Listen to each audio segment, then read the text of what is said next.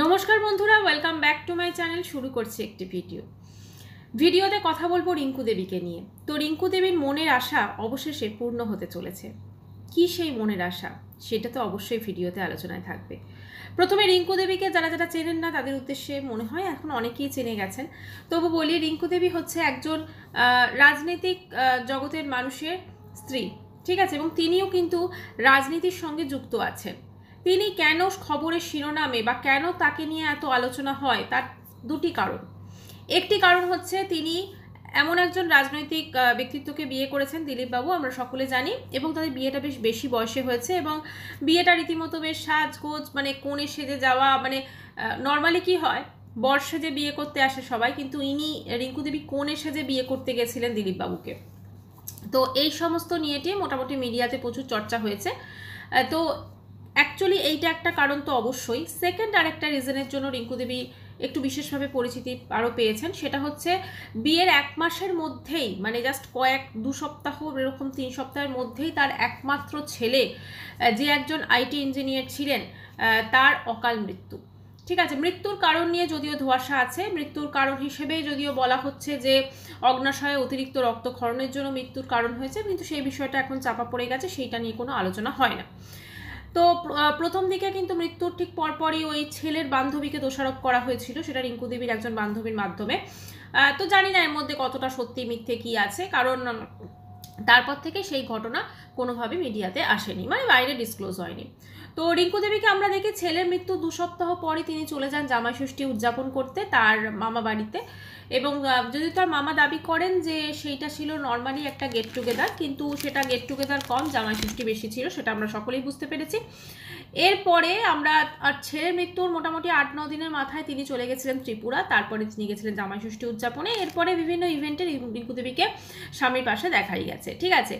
মোটামুটিভাবে মানে বলা যেতে পারে একদম, মানে তিনি সহধর্মিনীর যে ভূমিকা সেটা কিন্তু বিয়ের পর তিনি যথাযথভাবে পালন করেছেন।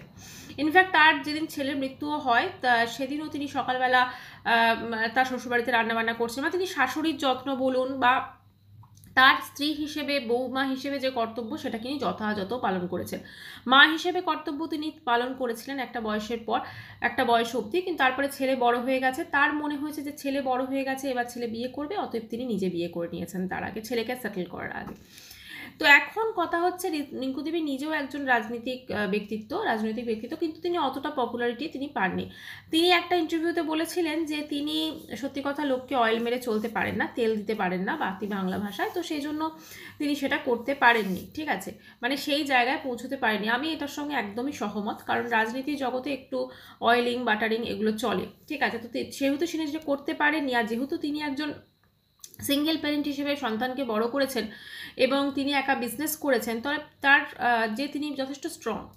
তো এখন কথা হচ্ছে যে তিনি এই যে দিলীপ বাবু বিয়ের পর থেকে তার রাজনীতির যে জগৎটা একটুখানি টালমাটাল পরিস্থিতি, কারণ তিনি ওই রিঙ্কু দেবীর কথায় হোক বা যে কোনো কারণে হোক তিনি সস্ত্রীক চলে গেছিলেন দীঘা, আমরা সকলে দেখেছিলাম জগন্নাথ টেম্পলের উদ্বোধনে। যদিও তিনি যেটা বলেছেন যে সেখানে তিনি একান্তই এই কারণে গেছেন যে সেটা একটা ধর্মীয় স্থান, এবং সেখানে আমরা দেখি যে তিনি মানে তার অপোজিট যে দলের যিনি নেত্রী, ঠিক আছে, এবং আমাদের সকলের দিদি, তো তার সঙ্গে তিনি একসঙ্গে বসে কথা বলেছেন, মানে একটা খুব সৌজন্যবোধ তিনি দেখিয়েছিলেন।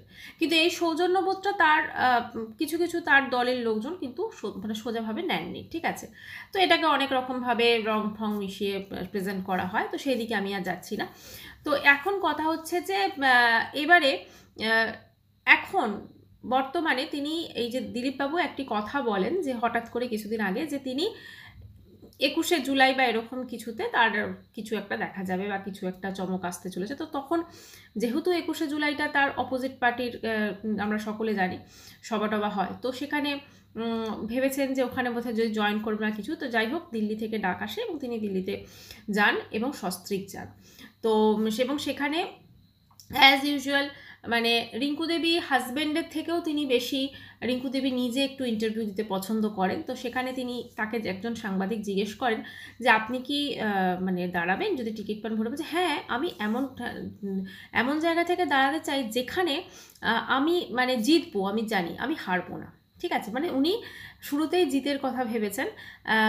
মানে তিনি এমনই একটা জায়গায় তিনি দাঁড়াতে চান যেখানে মানুষজন মানে তাকে ভোট দেবেই, ঠিক আছে, এরকম একটা ব্যাপার। এখন কথা হচ্ছে যে যারা রাজনীতির জগতের সঙ্গে যুক্ত আছেন তারা এই বিষয়টা আরও বেটার বলতে পারবেন, কিন্তু আমরা যতদূর জানি, আমরা যারা জনপ্রতিনিধি বা যা হোক আমরা চুজ করি, তো সেখানে কিন্তু তারা অবশ্যই একটা তো ভালোবাসা থাকে, সেখানে নির্বাচনে তিনি নির্বাচিত হন, কিন্তু তারপরে তার প্রচুর কাজকর্ম থাকে, যেখানে উন্নয়ন থাকে, সমস্ত কিছু থাকে, এবং তার কথা বলার সময় তার চোখ মুখের, এটা অনেক কমেন্টসও এসছে, পুরো বোঝা গেছে যে সবাই আবার সেই এক কথা যে তার ছেলের যে চলে গেছে সেটা তাকে দেখলে কোনোভাবেই মনে হয় না। এবং তিনি কিন্তু এখন মানে ঠিক যে কারণে, এটা অনেকের কথা অনুযায়ী আমি একবার মেনশন করে দিলাম যে দিলীপবাবুকে বিয়ে করেছেন, সেটা এবার সামনে এসেছে, তিনিও অ্যাকচুয়ালি শিরোনামে আসতে চান। দেখুন এখন তার হাজব্যান্ড, মানে এখন যে সেকেন্ড হাজব্যান্ড, তিনি একজন বিশাল বড় রাজনৈতিক ব্যক্তিত্ব। স্বভাবতই তার স্ত্রী হিসেবে তিনি তো কিছুটা মিডিয়া বলুন কাছে পরিচিতি পাবেন বা সম্মান পাবেন বা সব কিছু, ঠিক আছে, কারণ তিনি তো সেটা ডিজার্ভ করেন, সেটা তার জায়গা, ঠিক আছে।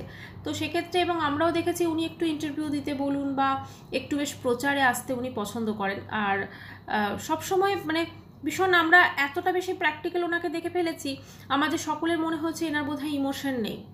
মানে এনার যে ছেলের মৃত্যু ঘটেছে, ফার্স্ট টাইম উনি ওখানের ইন্টারভিউতে বলেছেন যে আমার ছেলের তো এখন মারা গেছে, তো সে মারা যাওয়ার আগে বলেছিল তার ওই সেকেন্ড হাজব্যান্ড সম্পর্কে যে রাজনৈতিক দলফল নিয়ে উনি কথা বলেছেন।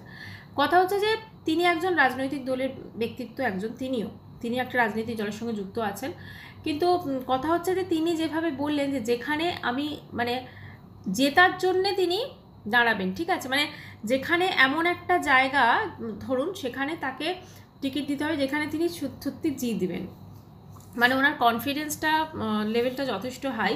এবং সত্যি কথা আমার মনে হয় এরকম মানুষের মধ্যে হাই থাকাও উচিত, কারণ সমস্ত জিনিস যদি আমরা বেশি করে পজিটিভিটি নিয়ে করি তাহলে হয়তো সেই জিনিসটা অনেক বেশি ভালো হয়।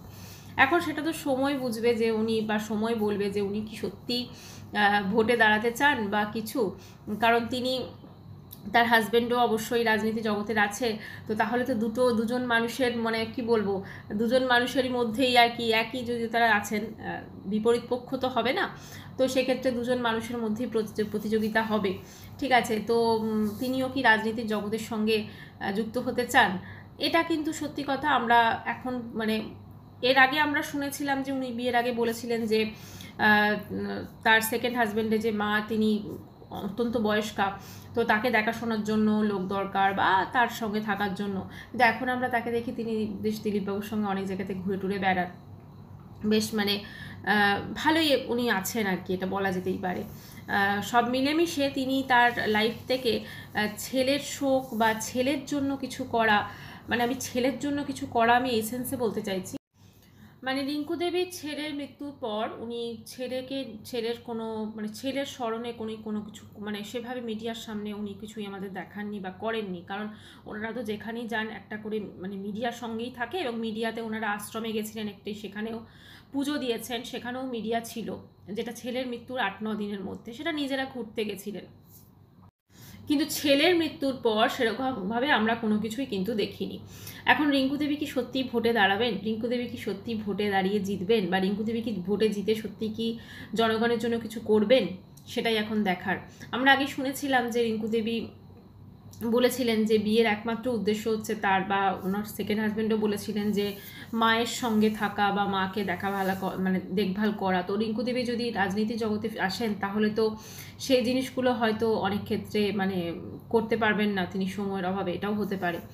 তবে একটাই বলবো, তিনি এখন একজন বিশিষ্ট রাজনৈতিক মানে ব্যক্তিত্ব, তিনি স্ত্রী, এবং তাকে আমরা মোটামুটি সব জায়গাতে দেখছি, এবং তিনি বেশ ইন্টারভিউ দিচ্ছেন এবং খুব স্বতঃস্ফূর্তভাবে তিনি ইন্টারভিউ দেন। যতটা না দিলীপবাবু ইন্টারভিউ দিতে ভালোবাসেন তত তার মানে স্ত্রী দিচ্ছেন ইন্টারভিউ, সেটা আমরা দেখতেই পাই, এবং তিনি খুব সুন্দরভাবে কথা বলেন ইন্টারভিউ দেওয়ার সময়, এবং তার মুখভঙ্গি নিয়েও কিন্তু প্রচুর কমেন্টস আসে যেখানে ইন্টারভিউগুলো পাবলিশ হয়। তো মোট কথা তিনি এখন চুটিয়ে বলা যেতে পারে বিবাহিত জীবন, এবং মানে তার হাজব্যান্ডের সঙ্গে ঘোরাফেরা সমস্ত কিছু তিনি উপভোগ করছেন, এবং অবশ্য করেই হয়তো রাজনীতিতে আসার বা রাজনীতির দলের সঙ্গে যুক্ত হওয়ার মানে অলরেডি উনি আছেন একটা পদে, তো তিনি আরও বৃহত্তর কিছু করতে চান হয়তো, বা সেটা হয়তো তিনি আগামী দিনে করবেনও, এবং সেটা হয়তো আমরা দেখতেও পাবো। তো যাই হোক বন্ধুরা, একটাই বলবো, ওনার সব কিছু পদক্ষেপের জন্যই শুভকামনা রইল। এবং তিনি যদি রাজনৈতিক দলে আসেন, মানে কোনো টিকিট পান বা সত্যি তিনি দাঁড়ান, এবং তিনি যেটা বলেন জেতার জন্য তিনি দাঁড়াবেন, মানে এমন জায়গা থেকে তিনি দাঁড়াবেন, তো সেক্ষেত্রে তো আমরা অবশ্যই শুভকামনা রইল, যদি তিনি কোনো ভোটে দাঁড়ান আসেন, এটাই। তো যাই হোক, ভিডিওটি এখানেই শেষ করছি। চ্যানেলটি ভালো লাগলে অবশ্যই করে সাবস্ক্রাইব করা রইল। বাই।